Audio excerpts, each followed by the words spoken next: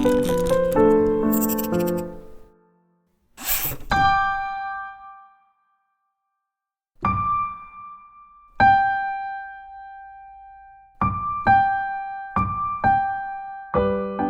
my little friend Forte. I created Forte to test out the new ACES workflow in After Effects. It's a great update, so let's see how it all works.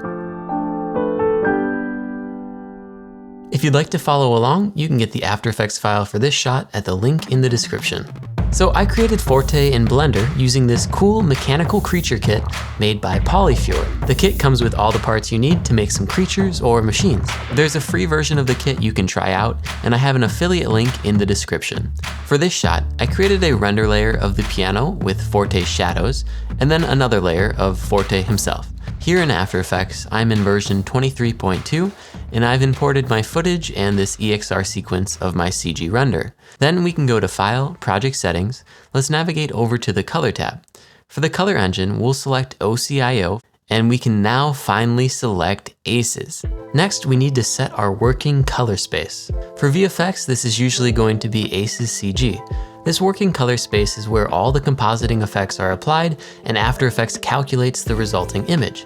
By using ACES CG, we'll be using a linear compositing workflow. This just means that After Effects is using the mathematics of how light works in the real world, giving us realistic results. So back in After Effects, we'll keep this working color space set to ACES CG. Then we also have this display color space setting, which I will keep at ACES sRGB.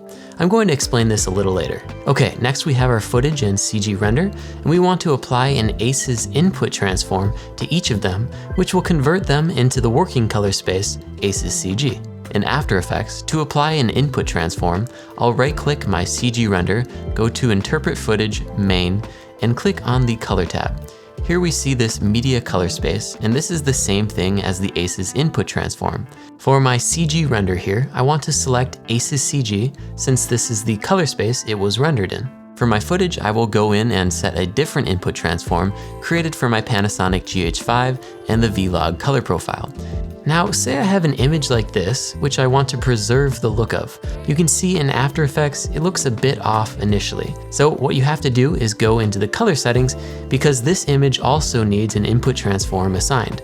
And for an image like this, we want to set the input transform to output sRGB or output Rec 709. You can try both to see what works best. I know this is a little bit confusing why we're setting an input to something named output. The explanation is a little bit outside of what we'll cover in this video, but if you want to read more about it, I'll put some links in the description.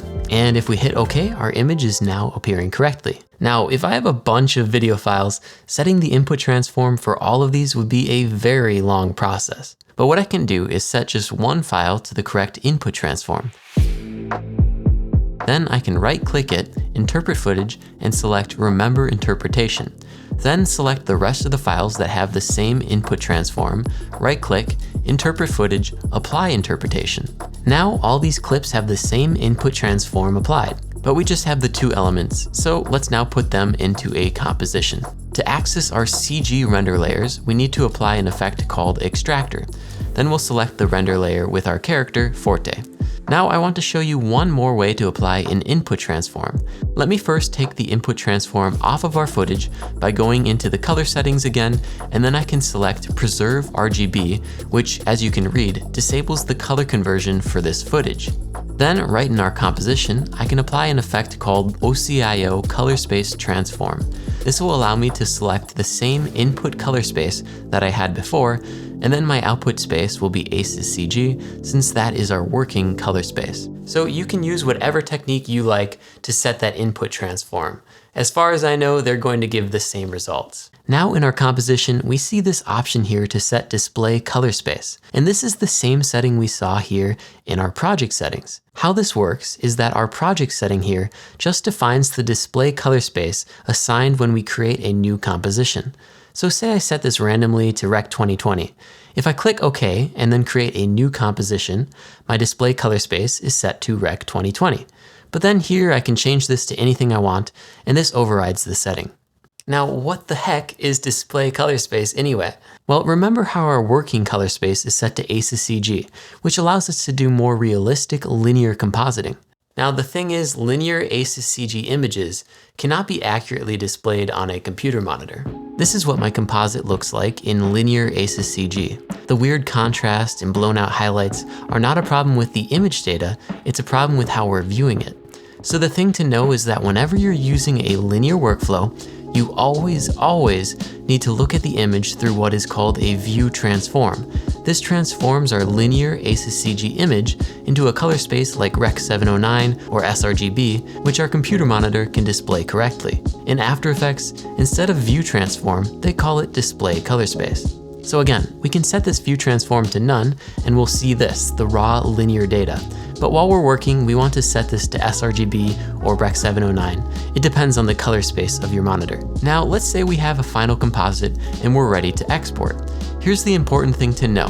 This display color space will never be applied to your final export. Again, it's just for previewing purposes. So no matter what we have this set to, when we export this composition, it will always be as if this was set to none.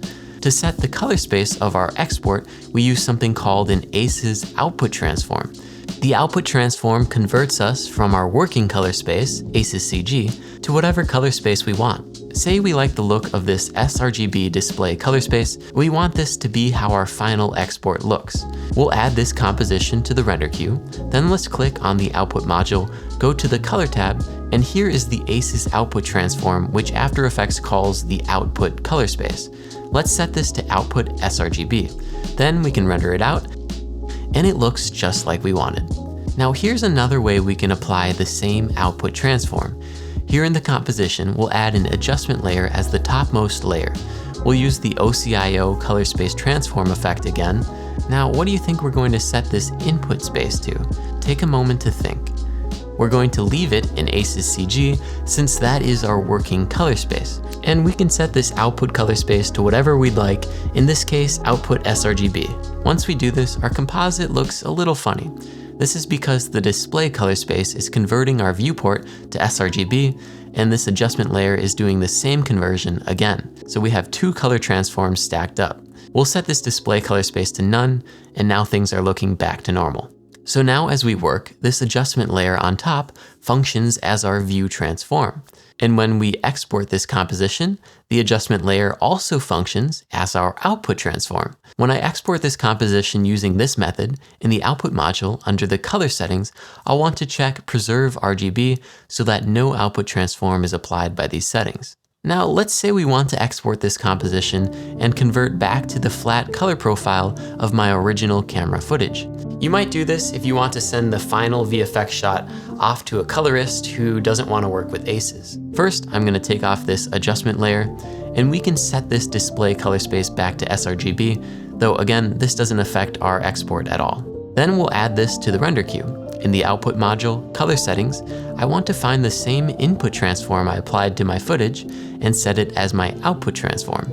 Now you'll notice I don't see that option here, but if I click show all, it will now give me the complete list and I can find the right transform. With this sort of export, we want to select a lossless format like EXR or DPX to best preserve the original camera data. And once we export this, our VFX shot has the same flat color profile as our original footage. For this project, I exported in the ACES CG color space with a file type of OpenEXR. I then brought my sequence into Resolve for the final color grading. Now, I'd love to see what character you create. Again, that mechanical creature kit is linked below along with the After Effects project files for this video. I hope you enjoyed the new ACES update. If you like these tutorials, please consider supporting me on Patreon, linked below. And thanks for watching. I'll see you next time.